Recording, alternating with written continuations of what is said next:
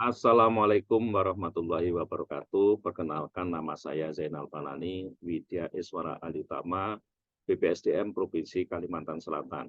Izinkan saya menyampaikan desain pembelajaran PKA Agenda 2. Pada pembelajaran e-learning ini merupakan tindak lanjut dari pembelajaran sebelumnya, yaitu belajar mandiri di MOOC yang menekankan pada level pemahaman. Adapun e-learning ini merupakan eh, kegiatan melatih peserta meningkatkan kemampuan di atas pemahaman, yaitu menerapkan C3, analisis C4, mengevaluasi C5, dan meng-create C6. Pembelajaran e-learning ini dilakukan 3 hari, yaitu hari 13, hari 14, 15, yang terdiri dari kegiatan sinkronus dan asinkronus. Adapun tahap klasikal ini merupakan eh, kegiatan untuk melatih peserta menginternalisasi kemampuan-kemampuan yang sudah diperoleh sebelumnya. Kegiatan klasikal ini ada 2 hari, yaitu hari 30 dan hari ke-31 yang aktivitasnya menekankan pada praktek ya, dan simulasi. Adapun strategi delivery pembelajaran e-learning ini ada 2 ya, sinkronus hari pertama, hari 13, 2 JP, dan asinkronus 7 JP.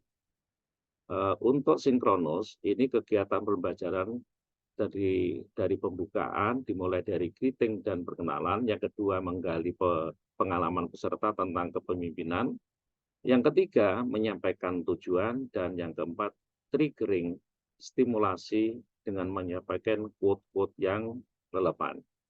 Adapun penyajian materi dimulai dari pertama menggali pengalaman dan pendapat peserta tentang isi modul 1, yakni kepemimpinan transformasional yang telah dibaca di MOC. Yang kedua, meminta peserta memberikan contoh pemimpin transformasional beserta alasannya. Yang ketiga, overview modul 1 kepemimpinan transformasional yang menekankan pada ciri-ciri dan penerapannya. Yang keempat, peserta diminta presentasi makalah, ya, 2 atau 3 peserta, dilanjutkan diskusi, feedback, dan pembulatan. Yang kelima, penjelasan tugas individu dan kelompok pada saat asinkronus hari ke-13. Yang keenam, membuat rangkuman bersama selama sesi sinkronus 1 berlangsung. Penutup, dilakukan refleksi capaian pembelajaran hari ini dan kaitannya masa depan. Yang kedua, feedback dan tugas-tugas yang harus disiapkan selanjutnya. Yang ketiga, apresiasi, closing statement, dan mengucapkan salam. Adapun asinkronus itu terdiri dari tugas individual dan kelompok, di mana tugas individual melatih peserta menganalisis C4, lingkungan, eksternal organisasi, mengevaluasi level kesiapan SDM di internal organisasi peserta saat ini, dan pengembangan gagasan, ide gagasan untuk mengembangkan kompetensi SDM di internal dengan menerapkan kepemimpinan transformasional. Ya. Kemudian tugas kelompok membuat peta jejaring kerja dan implementasinya dengan mengutamakan jejaring yang ada di lingkungan kelompok peserta. Ya. Kemudian yang asinkronus kedua, yaitu hari kedua, terdiri dari sinkronus 2JP dan asinkronus 7JP, di mana pembelajarannya dimulai dari greeting dan perkenalan, yang kedua tanya jawab, pengalaman peserta dalam membangun jejaring kerja, dan strategi komunikasi internal atau eksternal.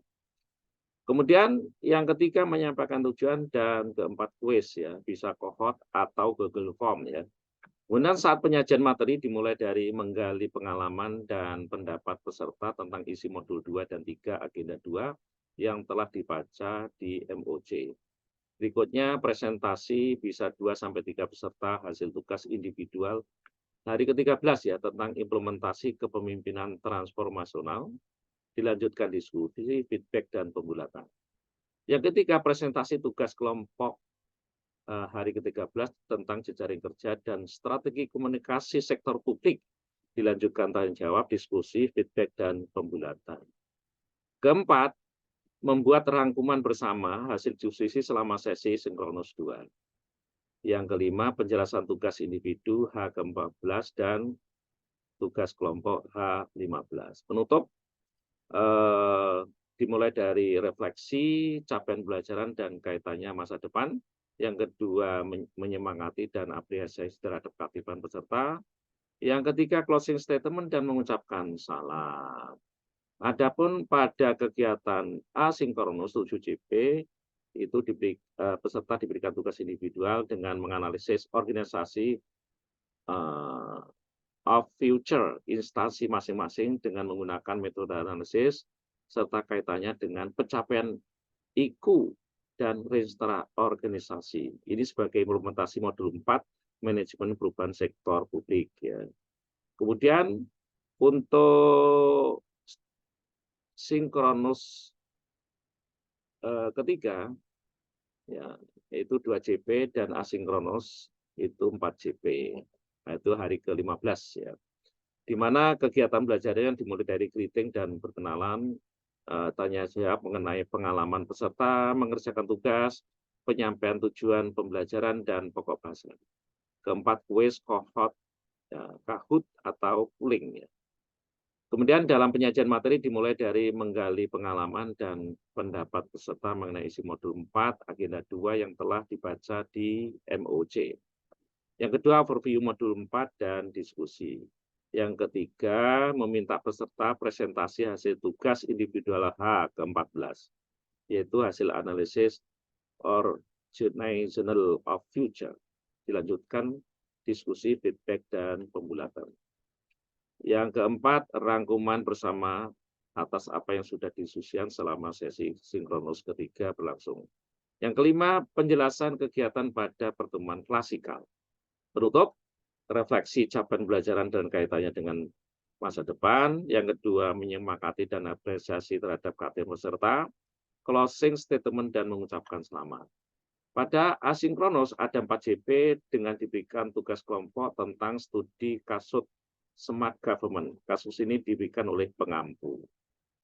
Selanjutnya, pada tahap strategi delivery pembelajaran klasikal, ini ada 9JP, di mana ada 3 sesi. Sesi pertama, 3JP, dimulai dari salam sapaan hangat pada peserta, perkenalan, membangun suasana kondusif, dan ice breaking. Yang kedua, menggali pengalaman peserta dalam memetakan dan mengembangkan kompetensi pegawai.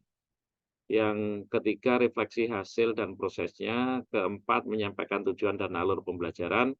Kelima, diskusi kelompok, menetapkan level kompetensi yang dibutuhkan pegawai untuk membantu mendiagnosis dan mengembangkan ide kreatif dalam peningkatan kinerja organisasi. Yang keenam, diskusi kelompok, menyusun instrumen pemetaan kompetensi pegawai saat ini atau existing. Yang ketujuh, diskusi kelompok mendesain pengembangan kompetensi pegawai dengan menerapkan kepemimpinan transformasional. Yang kedelapan, menyusun pertanyaan-pertanyaan, menggali masalah organisasi dan solusi kreatif dengan kepemimpinan transformasional untuk kepentingan studi banding. Ya. Kemudian sesi kedua ini dilakukan studi banding virtual, model kepemimpinan transformasional. Ini ada 2JP ya. Dilanjutkan tanya jawab dan pembulatan. Kemudian sesi 3 itu ada 4JP, dimulai dari diskusi kelompok, lesson learn dari studi banding virtual. Yang kedua, diskusi kelas besar, bagaimana caranya menjadi seorang pemimpin yang transformasional. Kemudian rangkuman pembelajaran klasikal. Yang berikutnya, capaian pembelajar hari ini dan feedback dan kaitannya dengan pemimpinan masa depan. Dan closing statement, salam penutup. Kemudian untuk klasikal hari kedua itu ada 12JP ya. Nah, di sini ada 4 sesi. Sesi pertama 3JP dimulai dari greeting, sharing pengalaman belajar klasikal. Yang ketiga, penyampaian tujuan pembelajaran dan pokok bahasan pertemuan kedua. Kemudian yang keempat, quote ya, motivasi dan energizer. Yang kelima, tanya jawab pengalaman dan pemahaman pembelajaran mandiri agenda 2, self learning. Mode 2, membangun jaring kerja masalah atau analisis kasus dan solusi. Sesi kedua itu 2 CP ya. Ada 2 kegiatan. Kegiatan pertama brainstorming tentang penerapan membangun jejaring kerja modul 2 dan strategi komunikasi organisasi sektor publik modul 3 dan manajemen perubahan sektor publik modul 4 terkait tantangan perubahan organisasi publik, manajemen perubahan sektor publik dan manajemen perubahan. Yang kedua, penyusunan strategi penerapan kepemimpinan kinerja organisasi dengan membangun jejaring kerja lintas kelembagaan, strategi komunikasi, sektor publik, dan manajemen perubahan organisasi. Ini ada 4 kelompoknya, dibagi 4 kelompok. Kemudian sesi ketiga ada 3 CP, ada 3 kegiatan utama, yakni menyusun desain seminar, yang kedua melaksanakan seminar, tentang strategi penerapan kepemimpinan kinerja organisasi dengan membangun jejaring kerja lintas kelembagaan dan strategi komunikasi sektor publik. Kemudian berikutnya refleksi. Kemudian sesi keempat itu ada 4 JP ya, 4 JP dimulai dari penerapan dan evaluasi modul 1, 2, 3, dan 4 bagi pejabat administrator ya, tentang tantangan dan solusinya. Kemudian yang kedua, penguatan agenda 2, yakni mengembangkan kompetensi kepemimpinan kinerja, yakni future leader, what's next, and diskusi. Yang ketiga, paparan dan tanya jawab serta refleksi. Yang keempat, capaian belajar hari ini dan feedback dan kaitannya dengan kepemimpinan masa depan. Dan kelima, closing statement, salam penutup. Demikian, terima kasih. Assalamualaikum warahmatullahi wabarakatuh.